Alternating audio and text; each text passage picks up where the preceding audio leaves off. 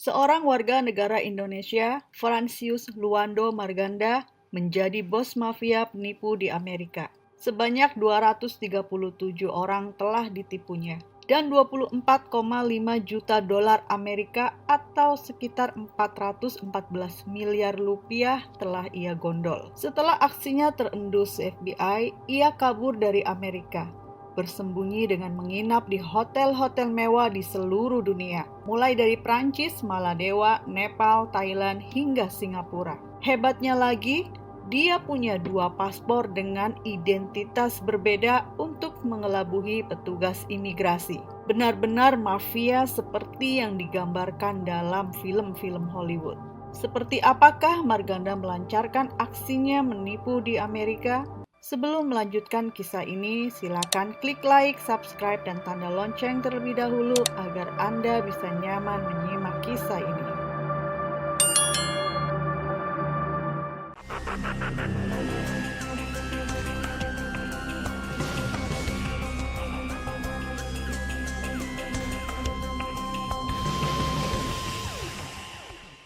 Yuliana Hasan tersenyum lega. Investasinya di Global Transfer membuahkan hasil. Uang yang ia tanam sebesar 2.500 dolar Amerika atau sebesar 39,21 juta rupiah itu kembali dengan utuh. Dan ditambah keuntungan yang mencapai hampir 100%, yakni 2.000 dolar Amerika. Total Yuliana menerima uang senilai 4.500 dolar Amerika atau senilai 70,58 juta rupiah. Bayangkan, dari 39,21 juta rupiah menjadi 70,58 juta rupiah hanya dalam waktu 3 bulan, luar biasa. Kontan saja WNI yang bermukim di New York selama 17 tahun itu pun bahagia. Perempuan yang sehari-hari bekerja di sebuah binatu di kawasan Queens itu pun berniat menginvestasikannya lagi, tentu saja dengan jumlah yang lebih besar. Hal yang sama pun dirasakan Limi. Dalam 3 bulan uangnya sebesar 5.000 dolar Amerika atau sebesar 78,43 juta rupiah menjadi 8.000 dolar Amerika atau menjadi 125,48 juta rupiah. Sungguh investasi yang menggiurkan. Limi yang sudah 24 tahun tinggal di Amerika itu pun terus melipat gandakan investasinya. Pada tahun 2021, baik Yuliana maupun Limi telah menginvestasikan dananya di Global Transfer masing-masing sudah 2 miliar rupiah. Sayangnya, di waktu yang sudah ditentukan, pengembalian investasi beserta keuntungannya dari Global Transfer tidak kunjung masuk ke rekening mereka. Beberapa investor lain pun juga bermunculan mengungkapkan kekecewaannya. Singkatnya, pada tahun 2021, Global Transfer gagal bayar. Para investor curiga sepertinya mereka terjebak investasi bodong. Aksi Global Transfer pun tercium otoritas Amerika dan mereka mulai penyelidikan. Investasi bodong model ini biasa dikenal dengan skema Ponzi, mengumpulkan dana dengan pola MLM dan membayar keuntungan investor dari investor di bawahnya hingga akhirnya tidak lagi bisa menutupi karena kaki investor di bawahnya semakin banyak.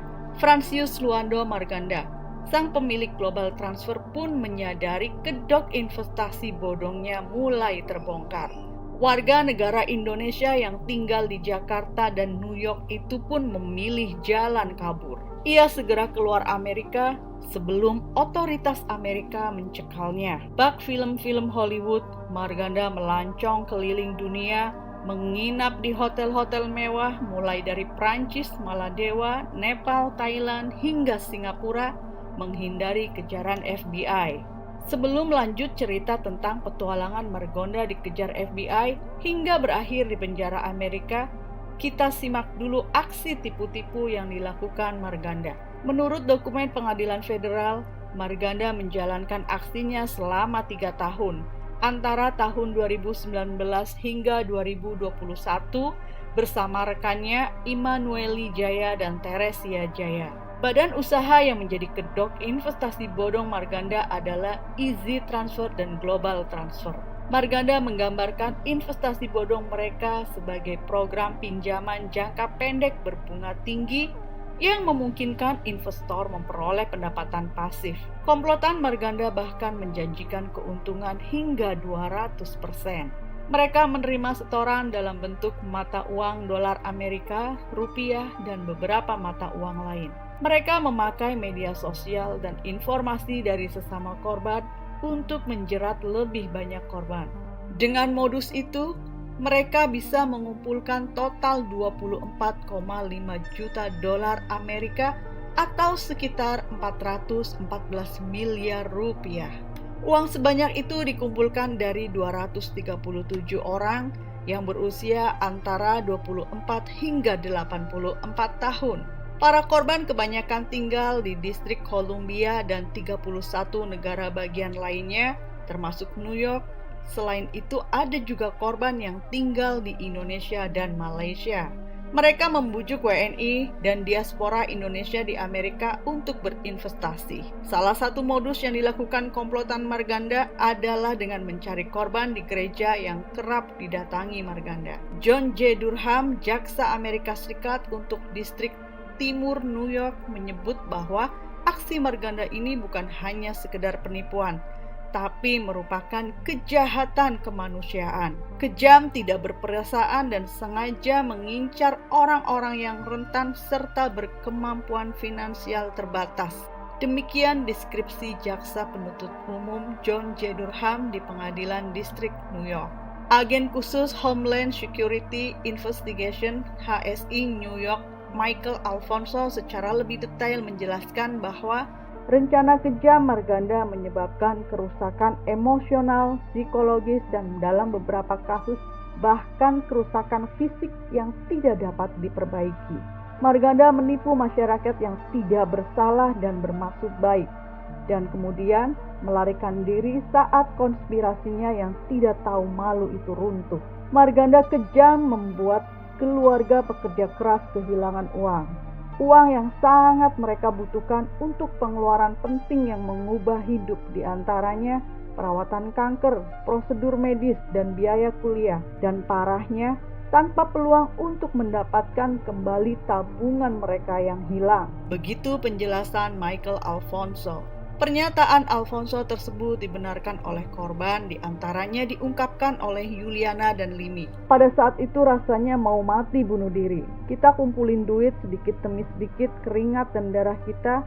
Kita berjuang di sini untuk 2 anak kami, cerita Yuliana. Sedangkan Limi juga mengaku menjadi kesulitan secara finansial. Itu semua hasil jeripaya bekerja di Amerika selama 24 tahun. Tadinya kita mau kirimkan uang tersebut untuk bantu keluarganya di tanah air, tapi uang yang diinvestasikan itu tidak kunjung kembali, jelas Limi. Marganda dan rekan-rekan konspiratornya menyalahgunakan dana yang diinvestasikan untuk keuntungan mereka sendiri, termasuk dengan membeli real estate dan barang-barang mewah serta melunasi tagihan kartu kredit. Mereka juga mencuci hasil kejahatan tersebut ke dalam rekening bank mereka. Sebagai contoh, lebih dari 3,8 juta dolar Amerika hasil kejahatan ditransfer ke salah satu rekening pribadi Marganda selama 11 bulan dan lebih dari 264 ribu dolar Amerika hasil kejahatan di rekening tersebut digunakan untuk melunasi tagihan kartu kreditnya. Skema Ponzi akhirnya runtuh pada bulan Mei 2021 ketika Marganda dan rekan-rekannya berhenti melakukan pembayaran kepada investor. Nasabah pun mulai bermunculan melakukan protes. Marganda beserta komplotannya kemudian kabur ke beberapa negara. Marganda berhasil mengecoh petugas imigrasi Amerika dengan menggunakan paspor atas nama Joshua Setiawan. Entah Marganda dapat paspor itu dari mana. Ia diketahui punya 2 paspor Indonesia. Satu atas nama Francius Marganda dan satu lagi Joshua Setiawan. Tidak diketahui secara persis bagaimana dia mendapatkan 2 paspor yang sama-sama asli itu. Otoritas Amerika menilai paspor itu sah dikeluarkan otoritas Indonesia. Sepertinya Marganda sudah menyiapkan segalanya untuk kabur jika suatu ketika investasi bodong yang dimainkan terbongkar. Komplotan Francius memakai uang para korban untuk berpindah negara dan tinggal di berbagai penginapan mewah. Ia pernah 3 bulan tinggal di Santa Regis Bangkok, Thailand. Ia juga pernah tinggal beberapa bulan di JW Marriott Kathmandu, Nepal. Pernah pula menginap lama di Sangraloka mewah di Maladewa. Pada tahun 2023, kala sedang menginap di Pulau Sentosa, Singapura, ia ditangkap FBI. Pulau itu merupakan pusat Sangraloka dan hotel mewah di Singapura. Dari Singapura, Marganda diekstradisi ke Amerika pada tanggal 13 November 2023 dan membuat pengakuan bersalah di otoritas Amerika pada Juli 2024. Selain mengelola Easy Transfer dan Global Transfer, Marganda juga merupakan pemilik Air Travel Ticketing Corp, sebuah perusahaan tiket pesawat diskon di New York, dan mengoperasikan MH Lux and Beauty Inc., sebuah perusahaan barang mewah yang terdaftar di California. Di Pengadilan Federal Brooklyn, Marganda menghadapi 16 dakwaan.